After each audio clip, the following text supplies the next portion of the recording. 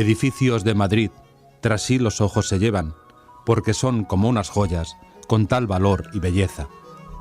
Cuando se lee a los escritores del siglo de oro, se aprecia que sabían cómo eran, pero también cómo debían ser las ciudades.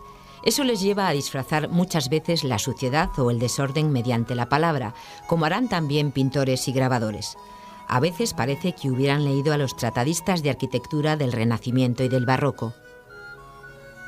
La misma idea de perfección urbana a la que intentan aproximarse las ciudades de la época con sus transformaciones es la que preside las alabanzas que estos escritores hacen de las ciudades.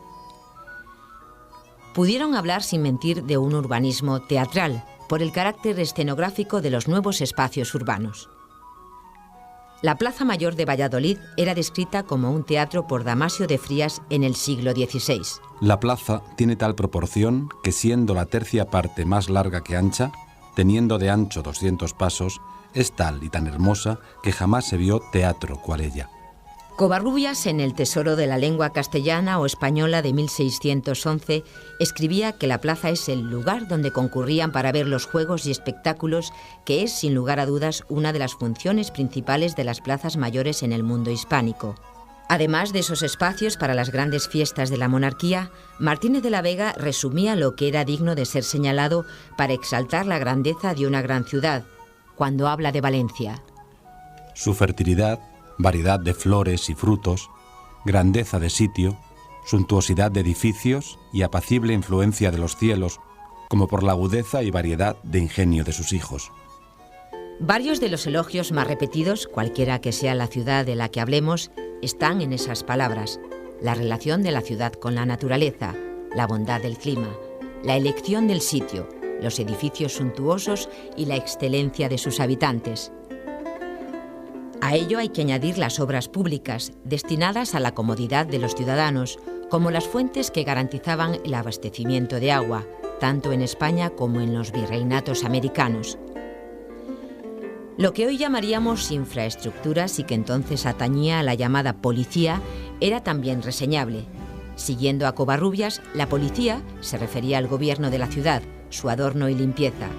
Para ello, si importantes eran las fuentes, no lo eran menos los puentes. La noble ciudad de Valencia, entrando por su famosa puente del Real sobre el Turia, pasando por la famosa Torre de Serranos. Los ríos siempre fueron alabados, como el Tajo a su paso por Toledo, que celebró Tirso de Molina al referirse a él ligado a la ciudad.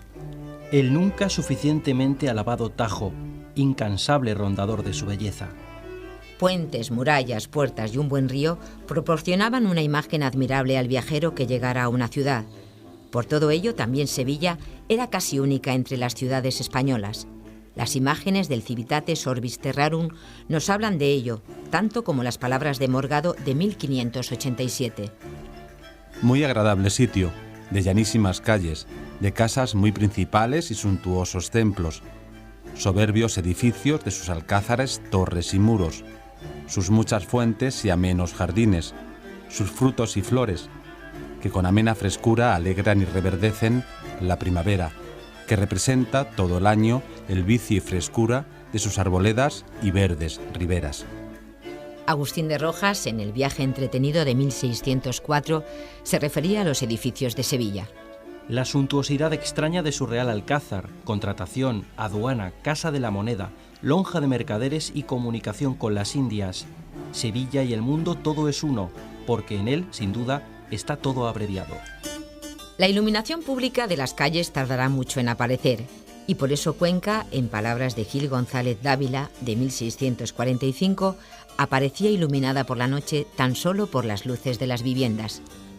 Sus edificios forman una hermosa vista de un aparador vistoso, que parece que unas casas están edificadas sobre otras, y esta vista se hace más deleitosa en las noches del verano con la multitud de luces que se ven en aposentos y salas, que responden a las calles públicas. Y si las calles, las fuentes, las puertas o las murallas eran elementos alabados por los escritores, no lo fueron menos las plazas y los edificios. Las plazas se elogiaban tanto más cuanto más se aproximaban a la regularidad de proporciones y a las fachadas uniformes. Esa regularidad se pudo plasmar siempre en las ciudades fundadas en América. Son plazas en las que se concentran todas las instituciones del gobierno de la ciudad, verdaderas ciudadelas del poder. La regularidad de las plazas mayores se asociaba a la celebración de fiestas en su espacio y por eso en Panamá se crea una arquitectura efímera capaz de configurar una plaza regular y proporcionada como las de las grandes ciudades de los virreinatos americanos. Por todo ello, las plazas siempre fueron muy alabadas por los escritores, como la primera que se reformó, que fue la de Valladolid. Uno de los edificios más costosos y ricos que tiene el Reino de España. En su alrededor están muchas casas de mercaderes y oficiales que pasan de 500, con más de 2000 ventanas, sin terrados y miradores. En ellas se corren toros y se celebran regocijos públicos. La Plaza Mayor de Madrid no alcanzó las proporciones y la regularidad hasta comienzos del siglo XVII. Como si fuera un edificio que se vuelca a un espacio interior, su perfección siempre fue elogiada, como los palacios con sus patios. Anfiteatro digno de que el monarca de los dos mundos resucitase en él la memoria de las fiestas más célebres de Roma para tornar a sepultarlas en el olvido, que a pesar de la envidia de la nueva emulación originaba.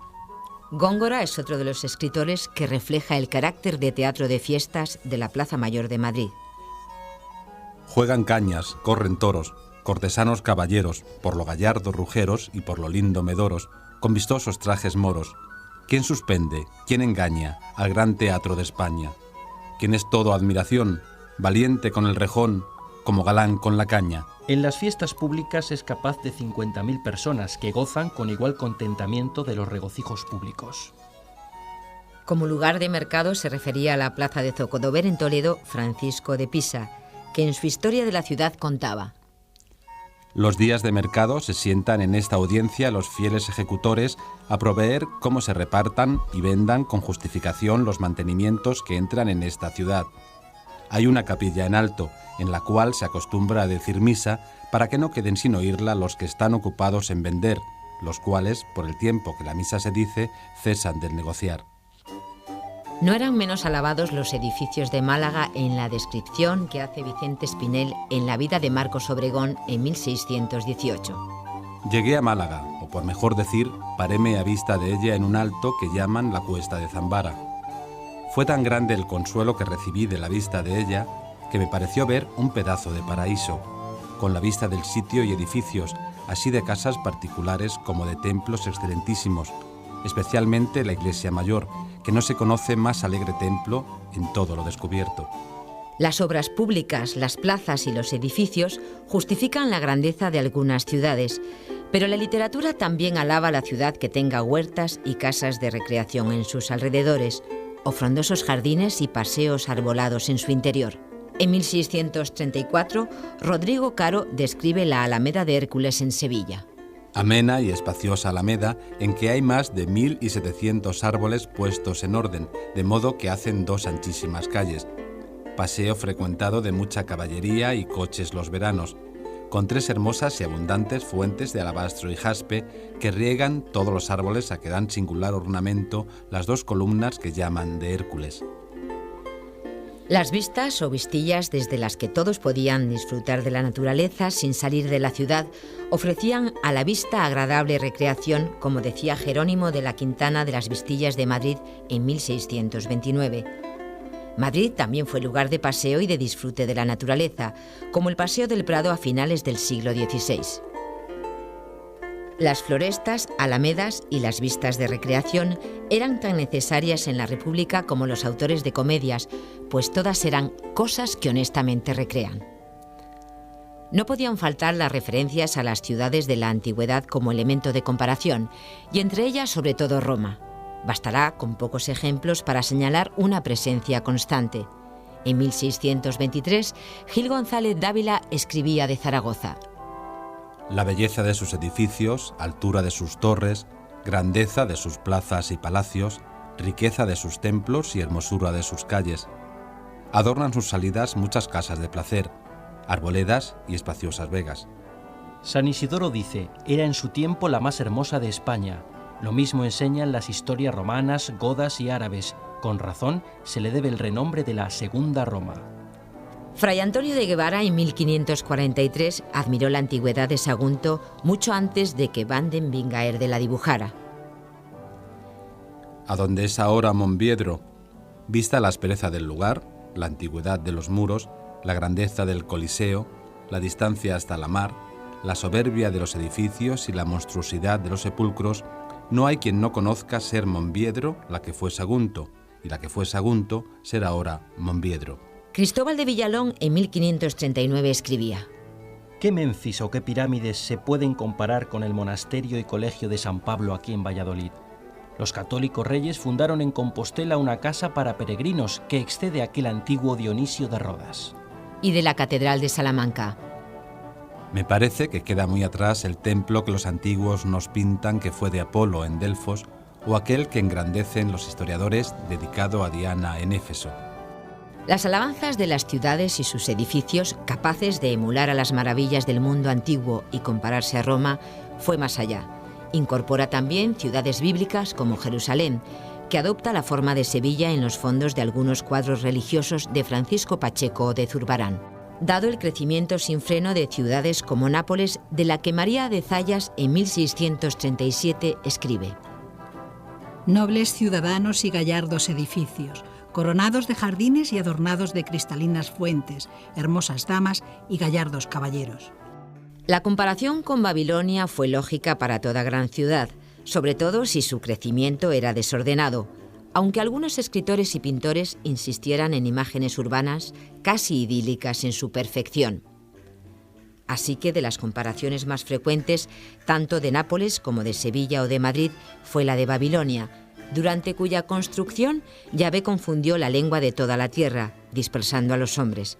En un romance atribuido a Góngora, se define a Sevilla: Gran Babilonia de España, mapa de todas naciones, donde el flamenco su Gante y el inglés halla su Londres.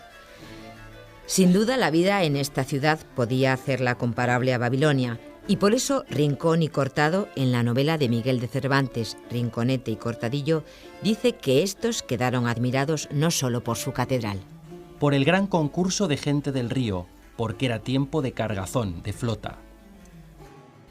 Sevilla fue continuamente celebrada por los escritores de nuestro siglo de oro, con su famoso arenal al lado de la Torre del Oro y desde el que se veía Triana.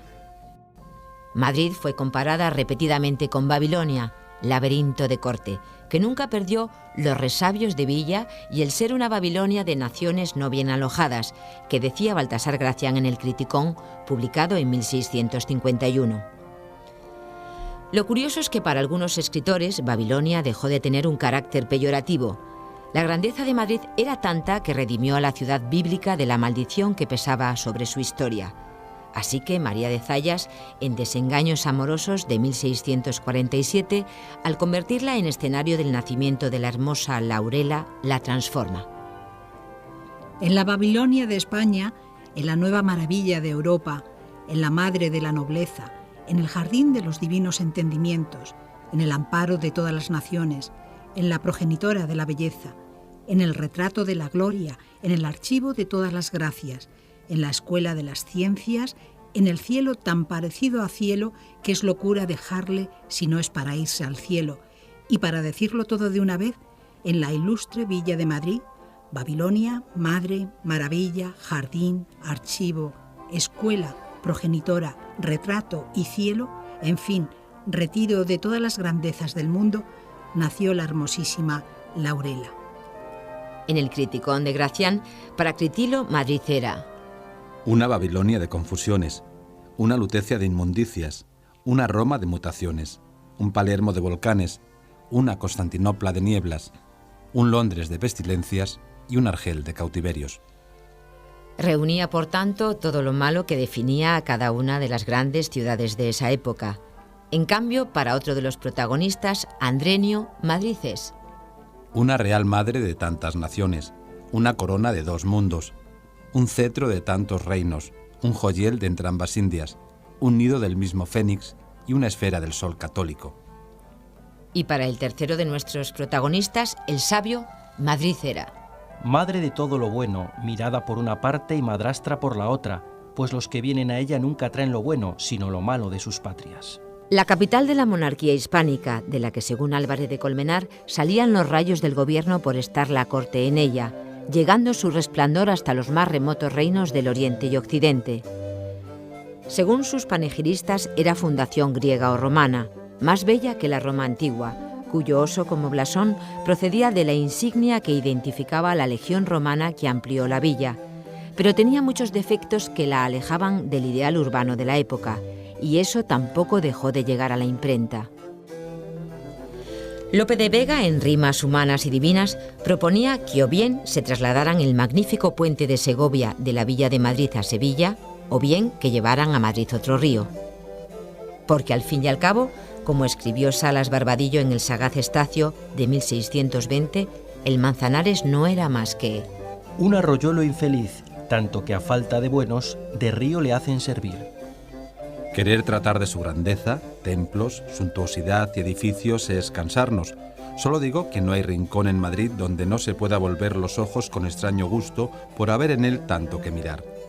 Fuera de esto es el lugar más venturoso y de mejor estrella de cuantos cubre el cielo. No hallaréis en el mundo nación, por remota que sea, aunque no la haya visto si no es de oídas, que no le quiera bien. En ocasiones, la literatura ha configurado una imagen de las ciudades españolas que respondía más al deseo que a la realidad. Aunque incluyera elementos tomados de la ciudad real, manipulaba lo conocido para adaptarlo a los ideales urbanos de la época, lo que también sucedía en muchas de las imágenes que conservamos.